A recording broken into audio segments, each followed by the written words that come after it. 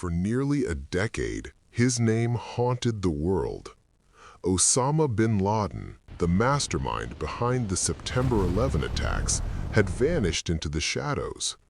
While nations went to war and intelligence agencies scoured continents, the man responsible for changing global history remained unseen. He became more than a fugitive. He became a symbol of unfinished justice and a reminder that some enemies do not surrender easily.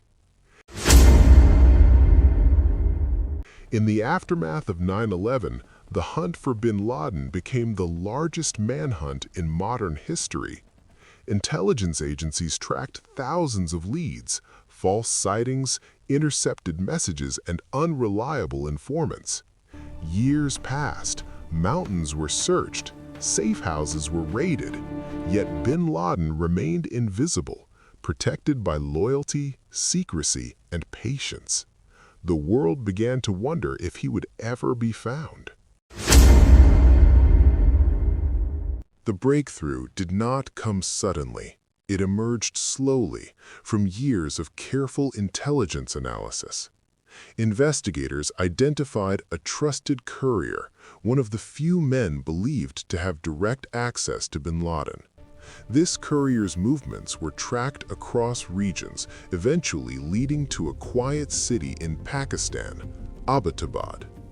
There, intelligence officers noticed something unusual, a heavily guarded compound that did not fit its surroundings. The compound raised immediate suspicion. The compound had two parts, guarded by 12-feet-high concrete wall. On the left, there is trash burning area. The main building is of 3 floors. There is a 7-feet-tall privacy wall on the 3rd floor so that no drone could capture footages.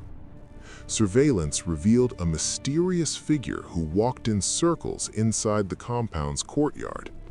Many believed he was Osama bin Laden himself. Still, there was no absolute proof, no photograph, no audio, no direct confirmation. Acting on incomplete intelligence carried enormous risk. After months of debate, the decision was made. A covert operation would move forward. The mission would be fast, silent, and surgical. On the night of May 1, 2011, Operation Neptune Spear was launched from about 120 miles away near the Afghan city of Jalalabad. 2 helicopters piloted by Army aviators transported 23 SEALs, an interpreter, and a combat dog to carry out the raid. 2 additional helicopters followed into Pakistan with extra fuel and a backup force. Arriving at the compound, one helicopter became unstable, forcing a hard landing inside the compound.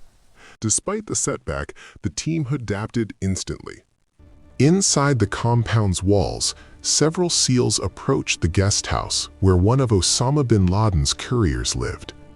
The SEALs found the door locked and were preparing to blow it open when they were fired upon through the door. The SEALs returned fire. Soon, the door opened, and a woman came out carrying a child, followed by other children. Beyond her, lying dead, was her husband, Abu Ahmad al-Kuwaiti, bin Laden's primary courier. In the main building, SEALs killed the second courier and his wife on the 1st floor. They entered the buildings room by room, facing resistance along the way. Within minutes, they reached the upper floor, where armed bin Laden's son was shot down by the SEALs. Bin Laden was found inside a dark room on the 3rd floor. He was not surrendering. SEAL officers fired on his face and complete the operation. Osama bin Laden was killed during the operation. 3 other men, including bin Laden's sons and a woman in the compound, were also killed. The team collected critical intelligence materials and prepared to leave. After the raid, the operatives returned to Afghanistan with bin Laden's corpse for identification. Several tests were performed for the confirmation. then flew over 850 miles to the Arabian Sea, where bin Laden was buried for a mix of political and religious reasons. Before leaving, they destroyed the damaged helicopter to prevent sensitive technology from being recovered. The mission had succeeded. Operation Neptune Spear was complete. When the news became public, reactions echoed around the globe. For many, it was a moment of relief. For others, a somber reminder of lives lost on September 11th. There were no celebrations within intelligence circles, only acknowledgement that a long and difficult chapter had closed. Justice, though delayed, had finally been delivered.